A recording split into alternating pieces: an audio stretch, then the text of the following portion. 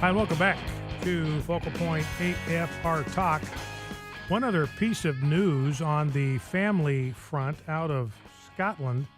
This is kind of an amazing deal, but ladies and gentlemen, this is exactly where we are headed here in the United States. Now, what Scotland has done, now this law isn't scheduled to go into effect for another year or two, but Scotland has passed a bill that appoints a, quote, named person to each child to serve as a, quote, guardian and to monitor his well-being.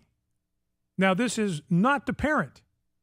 This is a guardian appointed by the government to look after your child, to serve as a guardian for that child, to monitor the well-being of your child, and to report to the government what they think about the job that you were doing as a parent. And this reminds me of what Melissa Harris Perry said. We played that soundbite for you. We got to get over this antiquated notion somehow that children belong to their parents. That's antiquated. That's out of date. We need to understand that children belong to us all. And so we all need to be a part of controlling the decisions that are made for children. That isn't a parent's responsibility any longer. Christian Institute in the UK is reporting that parents have been getting letters in Scotland from their National Health Service physicians. This is government-run healthcare. Ladies and gentlemen, don't miss this. This is government-run healthcare. This is where we're headed with Obamacare. This is the National Health Service. This is government-run, single-payer healthcare. So you can't stop it because the bureaucrats, the government, is running this as a part of the health service. So that's going to be their justification. Remember, we've talked about the fact that healthcare is simply an excuse for government bureaucrats to justify more and more government power, more and more government intrusion into your personal life, and now we see into the life of your family, into your role as a parent in the life of your children. That's why we just have to stop it. We got to fight it. We got to resist it. We got to press for the full repeal of Obamacare. You know, and I am grateful for Senator Ted Cruz. He's one of the few senators out there that is still talking about a full repeal of Obamacare. So many other Republicans have just cashed in their chips. Nothing we can do. It's the law of the land. It's too deeply entrenched. It'll be too much trouble to unravel the thing. People are going to get too used to it. Nothing we can do. Senator Ted Cruz is out there saying, no, we have got to pull this thing out by the roots, and we need to take it to the nearest landfill, and we need to bury this thing under tons of debris. And Senator Ted Cruz is exactly right. And here is one of the reasons why. This is where things go with the National Health Service. And it's all justified, see, on the basis of what's best for the kids. We have to care about the children. We've got to look after the children. A compassionate society looks after the interests of its children. We can't trust parents to know what's best for their children. The government has to step in there because the government knows better than parents do what's best for their children. That's where this kind of thinking heads. And it's all justified, again, on this concern, this fake concern for children. So here are the letters that parents have been getting from the National Health Service. Quote, we are now required to inform the named person for your child if your child fails to attend an appointment. So you get an appointment with the doctor for your kid and your kid doesn't show up, the government is going to be told. This is in Scotland now, and perhaps even down in the UK. If an appointment is scheduled for your kid with the doctor and your kid doesn't show up, the government is going to be informed. Your minder, your government-appointed named person, government-appointed guardian, is going to be informed.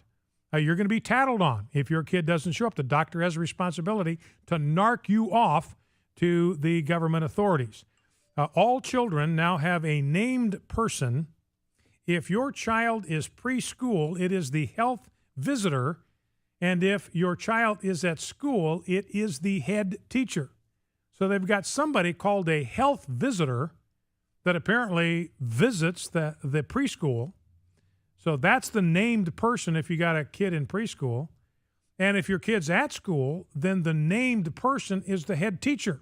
So your teacher will be responsible to get this information and then report it on to the governing authority. So you can't imagine a more egregious violation, undermining the rights and responsibilities of parents.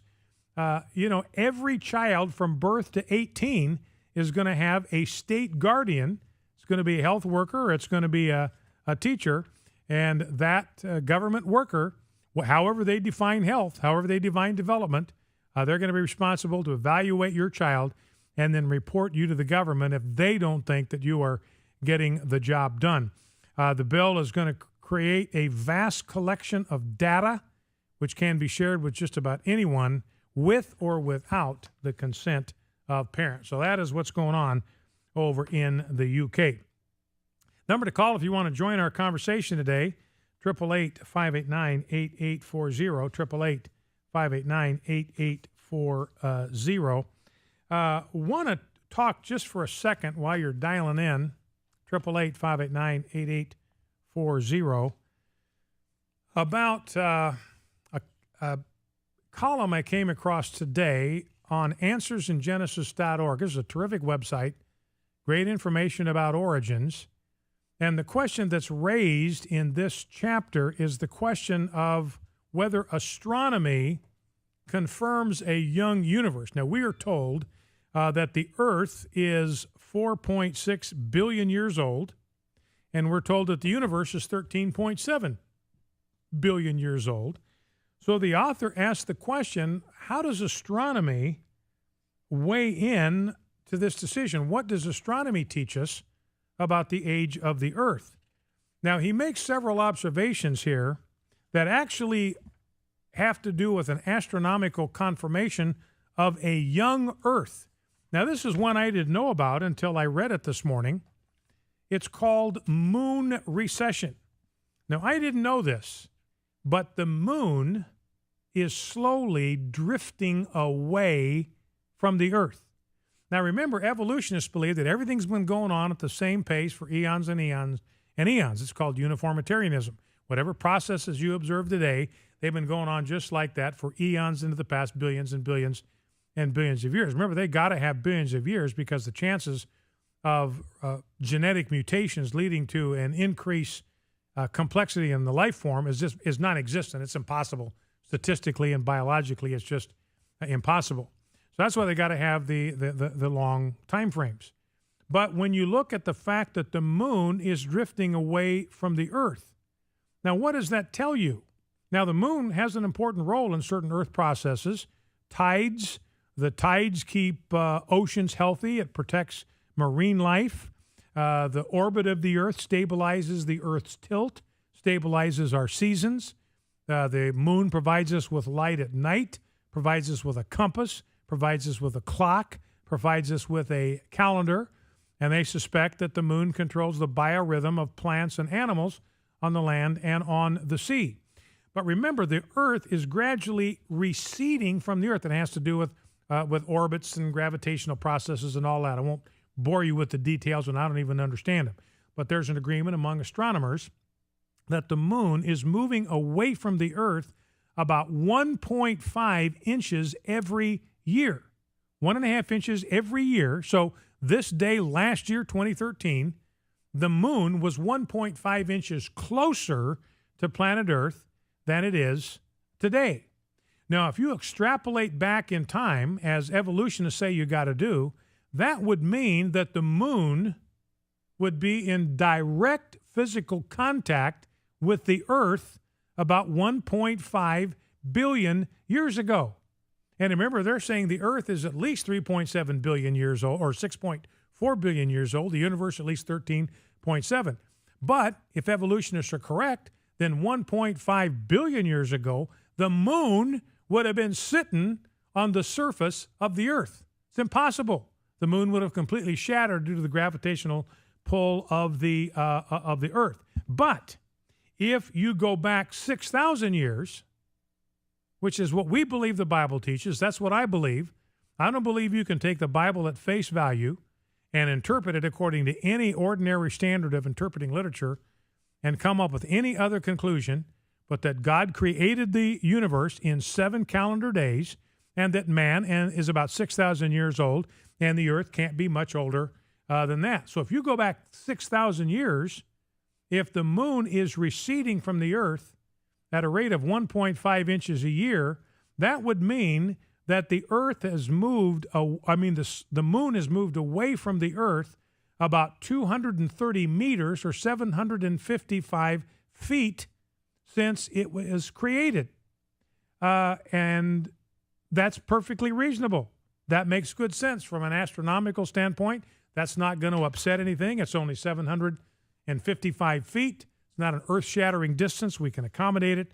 No problem understanding that. So this drift of the moon away from the Earth, powerful astronomical confirmation that the Bible is correct, that the Earth is only about 6,000 years old. By the way, due to the slowing of the Earth's rotation, which happens as the moon recedes from the Earth's rotation slows.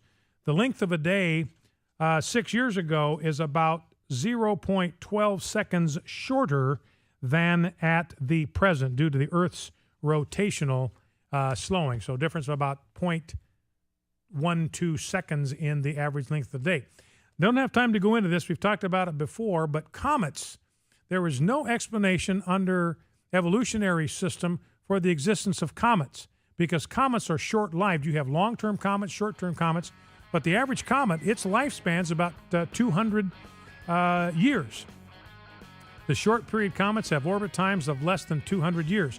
Halley's Comet, for instance, is such an example with a period of about 76 years, and the number of orbits that it takes for a comet to completely disintegrate is about 40 trips around the sun.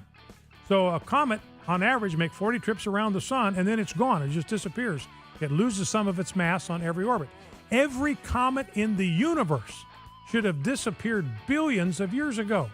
And evolutionists have no explanation. Where do these comets come from? They all should have burned up long, long ago. So they posit these comet nests. There's no evidence for them. They can't detect any of them. They just make it up. There got to be these nests of comets out there that occasionally spit one out. Focal Point AFR Talk. My name's